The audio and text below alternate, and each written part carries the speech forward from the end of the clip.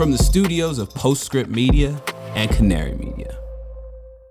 Sindhuja Rangarajan has a degree in computer science, but she realized pretty quickly she didn't like it as much as she expected.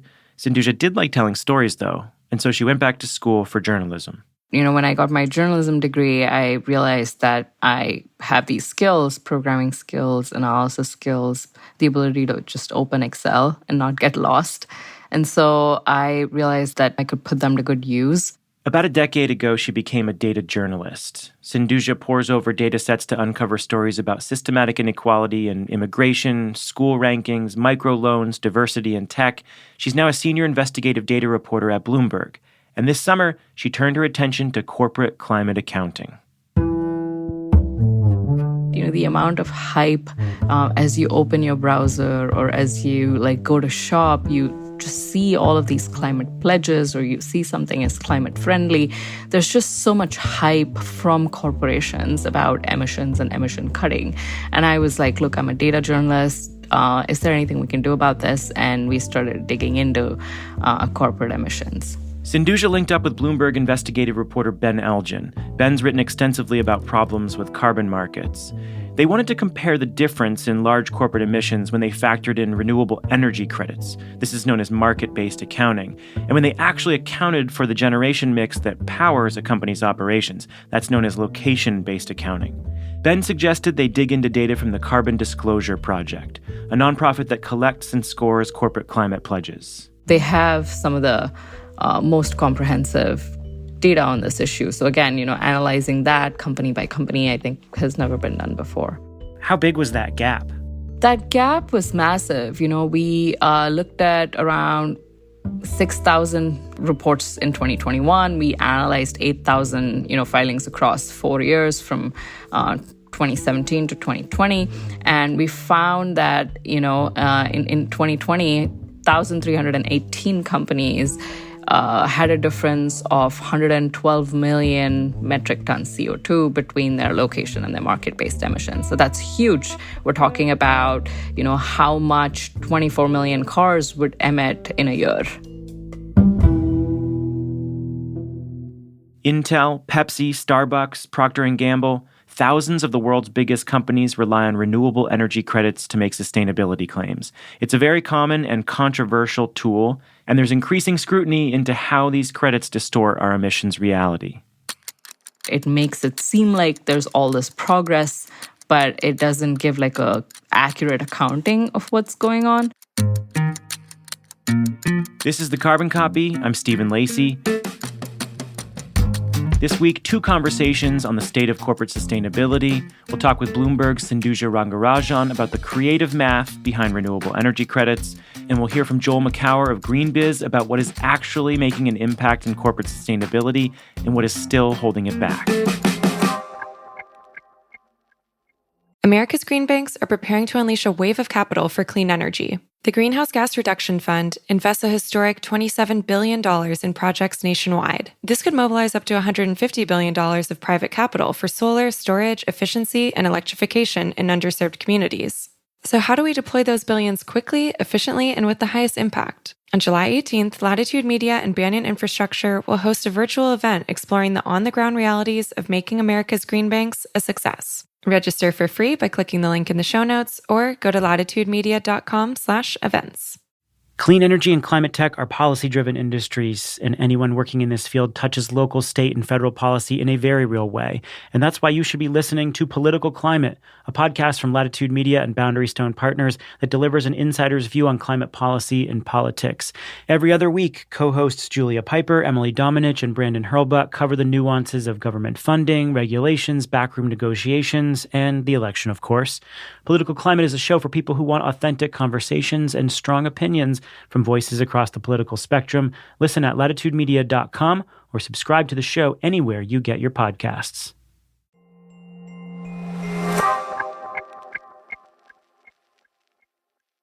The emissions equivalent of 24 million cars. As Sindhuja said at the top of the show, that's how big the gap is between 2 different kinds of corporate emissions accounting.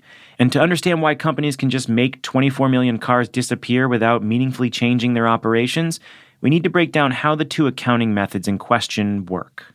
There are 3 different kinds of emissions. Scope 1 emissions come from equipment and operations directly under a company's control. Then you've got Scope 3 emissions on the other end of the spectrum. Those come from suppliers and other activity outside a company's control. They're very difficult to track. And Scope 2 emissions, the ones we're talking about here, come from the energy produced to power a company's operations. And there are a couple of ways to report them. Companies can report something called as location-based emissions, which is, hey, this is my office. I take some of this energy from, our local grid. And the grid, on an average, has like this emission factor that we're going to use. And we're going to say, we consume so much electricity. The grid's emission factor is something. And so we're going to multiply that. And we're going to calculate something called as location-based emissions. And then there's market-based accounting. That includes long-term contracts that a company might sign with a wind, solar, or hydro project in a distant place. Even though it might not be directly powering operations, that contract directly helped put new clean energy on the grid. It's a good thing. But this accounting method also heavily relies on a magic wand called a REC. That's a renewable energy credit. It's this certificate for the environmental value of a megawatt hour of electricity from wind, solar, or water. It's often generated in some far-off place. It's a separate tradable commodity from an actual electron. And unlike those power purchase agreements, the RECs do not support new renewables. They're just a tiny revenue stream for project developers, so they are not decarbonizing the grid. But large companies have historically gobbled them up, stuffing them into their market-based accounting models, and use them as proof of how much clean energy they're buying. When you use those market-based emissions against your goals and then you say, we've slashed our emissions by 60% or 50% or whatever it is that you claim, is it really helping the environment? The answer, at least when it comes to RECs, is probably not. A study just published in the journal Nature Climate Change looked at 115 companies with science-based targets. These are targets modeled after the Paris Climate Accord, and researchers found that 42% of planned emissions cuts from those companies will, quote, not result in real-world mitigation because they rely on RECs. Take those credits out of the picture and poof, no ability to meet their goals. Sindhuja and Ben also wanted to quantify just how much these RECs are skewing reality, and they looked at data from thousands of companies. So let's get into some of the specific claims that you were tracking and comparing. What were some of the big picture claims from top companies that you started to dig into? So, we looked at so many companies and, for example, Procter & Gamble, decided to claim that, it slashed 50% of its emissions. And then when you really look at, how they got to that 50% reduction, then a lot of it is using renewable energy credits. But if you calculate it without the credits, then that's like a difference of 12%. With Cisco, again, emissions reductions and claims using a certain form of accounting would be 60%. But then when you actually remove the credits from the equation, then their emissions have actually gone up by 22%. Another example that comes to mind is Intel, where, their emissions have actually gone up by 38%. But when you calculate using renewable energy credits, then it only goes up by 17%. So there's a huge gap between when you take those credits and then when you don't take those credits. And we write about so many companies that are doing that. And some of the companies we mentioned in the story are Procter & Gamble, Cisco, Visa, Intel, Pepsi, Continental AG, and, Deloitte. So, and that's just scratching the surface in terms of the companies even doing it. Did the gap between claims and reality surprise you? If I had seen more companies that were unknown names, smaller companies, and if I had seen a different trend, I would have, not been as surprised. But I think just the scale, the size, and the number of companies involved did surprise me. So you are a data reporter. Climate sustainability is not your specific beat. As you dug into this and come out of the story, analyzing all this data, do you think differently about corporate sustainability or the environmental claims that you hear? Absolutely. I think, the reporting process has spurred a lot of interest personally for me to look for more, because this is, analyzing scope 2 emissions, specific, instruments, but what else is out there? What else are companies doing? And I think that, particularly when it comes to climate. I feel like there's so much data that's not been mined. When you read a ESG report and you see a company slashing its emissions by 15, 20, 50, 70%, like, what do you believe? Sindhuja Rangarajan, thank you so much. A real pleasure. It was a pleasure for me as well. Thank you so much. We're going to take a quick break here. Afterward, we'll hear from GreenBiz's Joel McCower, who's been following corporate sustainability for nearly 3 decades. And he says the problems go way deeper than just accounting.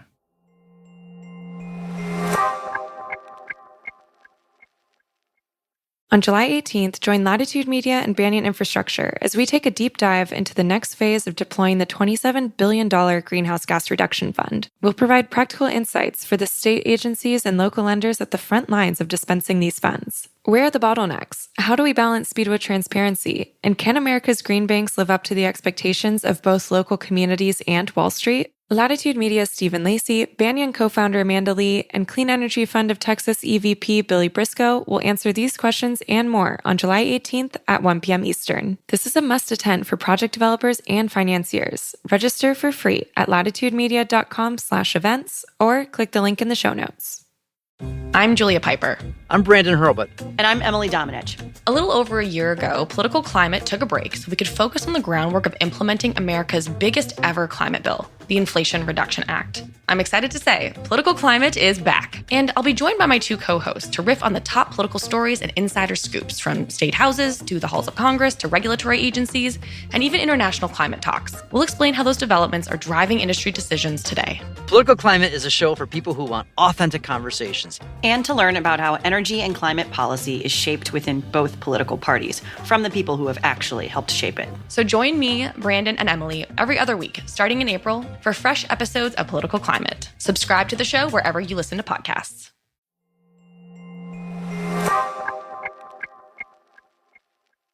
There is absolutely no doubt that most large corporations are thinking differently about climate change and sustainability.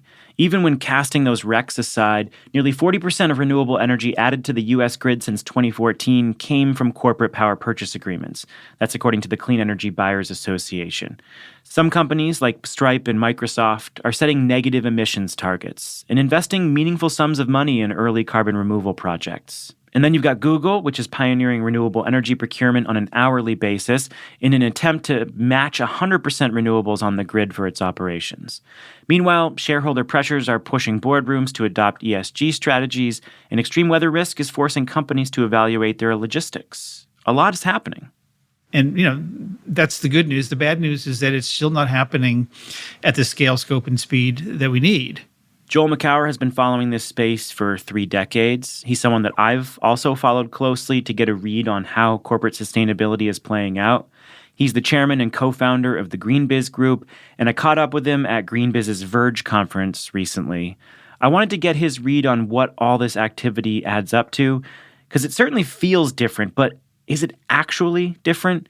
Joel doesn't think we're at a stage of radical transformation yet.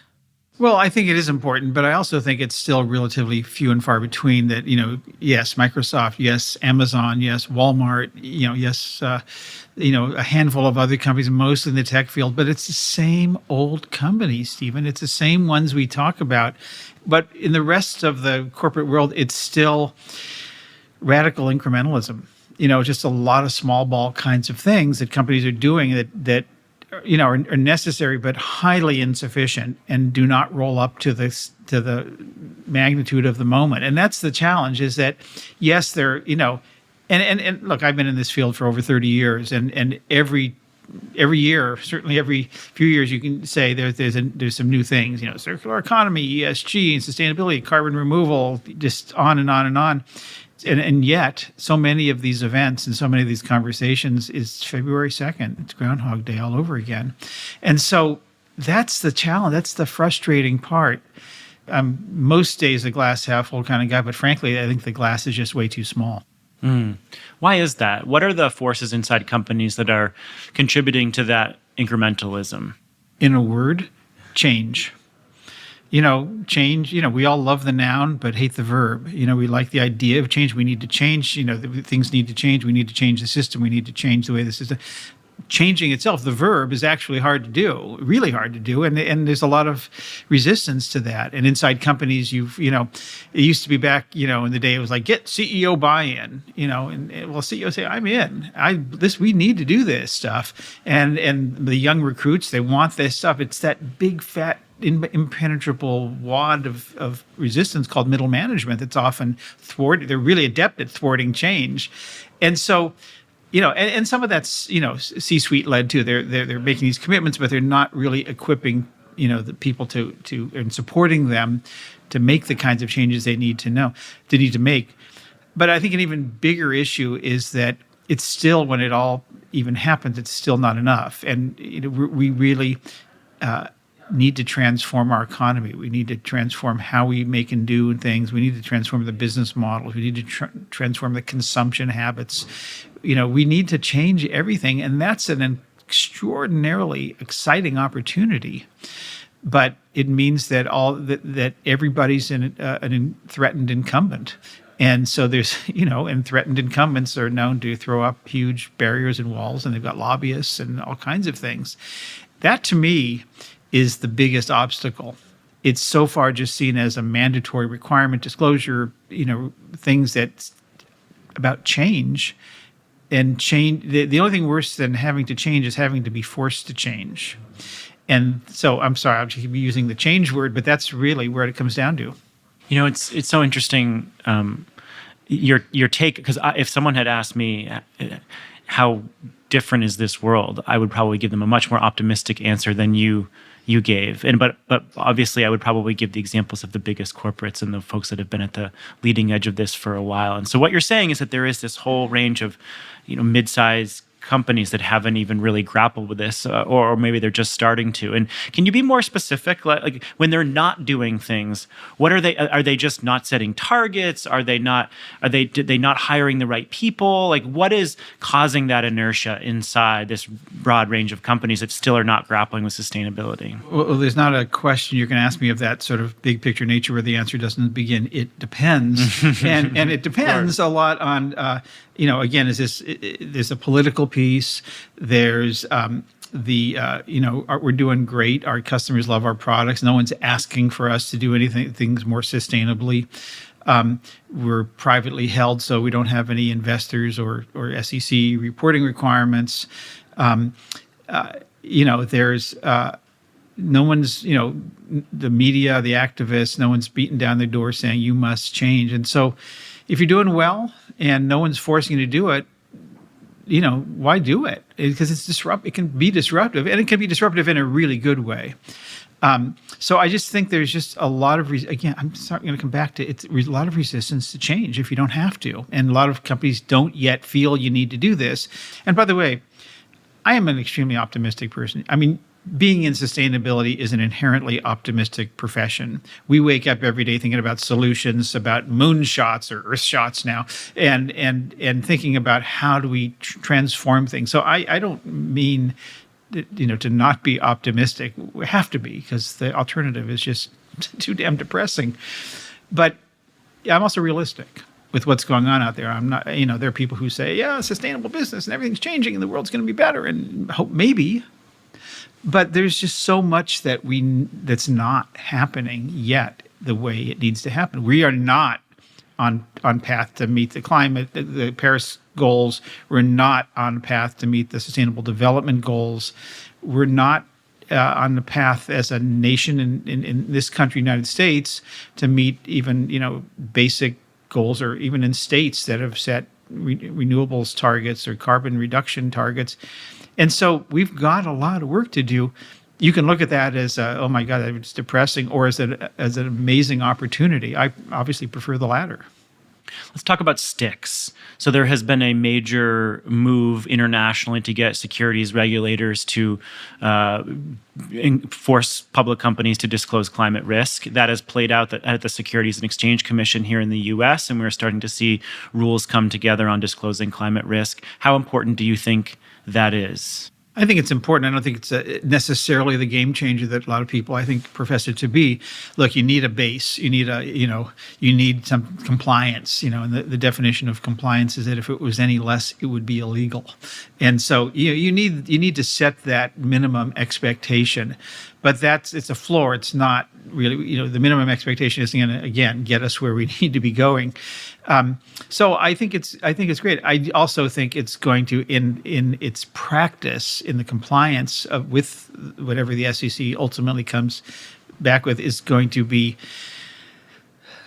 with sufficient, not necessarily loopholes, but the ability to meet the requirements with a bunch of vague language that doesn't really get to what we were hoping it would get to in terms of companies really assessing their risks and starting to, first of all, disclose them, and then ultimately, hopefully, dealing with them. I mean, when I talk about we give presentations about all of this stuff, and people say, "What's the business case?" As if there's a business case for destroying the planet. And I say, well, there's an old answer and a new answer. The old answer is, about reducing costs, increasing revenue, attracting talent, being a preferred supplier, obviously reputational stuff, blah, blah. And that's not untrue, but really it boils down to one word: risk. Financial risk, reputational risk, right to operate risk, transitional risk, technology risk, regulatory risk. There's lots of different flavors. And I think that making the SEC is trying to pull, and a lot of and its counterparts around the world is trying to pull out that risk so that everybody can see it, and it's visible, and for investors, for employees, for customer, whoever it is, neighbors. I don't have great hopes that the regulations are actually going to accomplish that. I think there's a lot more, in the task force for climate-related financial disclosures, and then now the task force for nature-related financial disclosures, that a lot of those things, which will be enforced through contracts, supplier relationships, buyer-seller relationships, will have more clout, bigger sticks than and then, of course, the carrots of the opportunities and the ability to either retain business or gain new business, I think, or attract talent, or all those things that is part of my old answer, which are still relevant. So I think, the risk piece of this is fascinating. So the risks and impacts are worsening, but on the positive side, the technologies and solutions we have are getting a lot better. And so, over the past 30, the amount of solutions we have at hand compared to when you started in this field 30 years ago are just wildly different. Yeah, and that's the happy story here, and it certainly is the story here at Verge. And it's not just the so-called green and clean or climate technologies, like EV and solar and wind, or even, a lot of it's just, it's AI and robotics and optical scanning and synthetic biology, and machine learning and a whole bunch of other technologies that are going to enable us to track and gain visibility into supply chains, allow us to do reshore or localize manufacturing at a small scale instead of shipping things across oceans, allow us to build materials that used to come from oil, or in some cases, I'm working with a company that's making an alternative to palm oil that's chemically identical, but it comes in a factory and not from a field. And when you look at the destruction of habitat and rainforest and all that in growing time, those are revolutionary things. And the other piece, the last piece of not last, but one other piece is just the impact on people, the opportunities that these technologies can bring.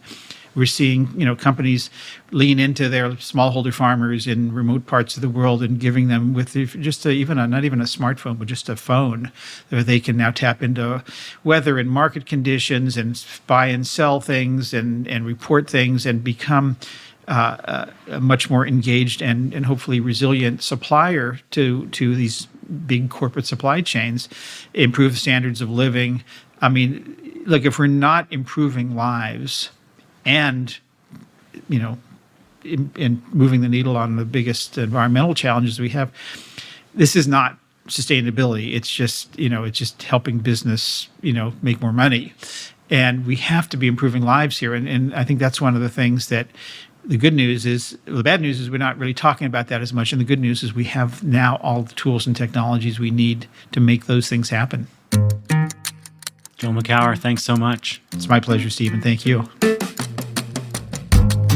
That is it for the show. The Carbon Copy is a co-production of Postscript Media and Canary Media. Go to canarymedia.com for show notes, back episodes, lots of other good journalism from Canary Media's reporters who you hear on this show. You can also sign up for our newsletter at postscriptmedia.com. We've got a ton of shows constantly churning out. I mean, we're trying to cover every element of the climate story, and so you'll get updates on what we're releasing. And hope you can join us because we've got some live shows coming up as well with our other co-hosts. This episode was produced by me and Alexandria Herr. Sean Marquand is our engineer. Original music came from Echo Finch and Blue Dot Sessions. Postscript Media is supported by Prelude Ventures.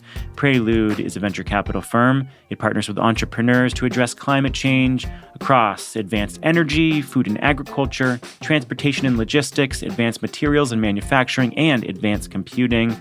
Go ahead and give us a rating and review on Apple or Spotify. We ask it every single time, but there's a reason for that because it's really helpful. And thanks for spreading awareness about the show. And if you've got ideas for the show, then hit us up on social media, or you can send us an email to hello@postscriptaudio.com. I'm Stephen Lacey. This is The Carbon Copy. We'll catch you next week.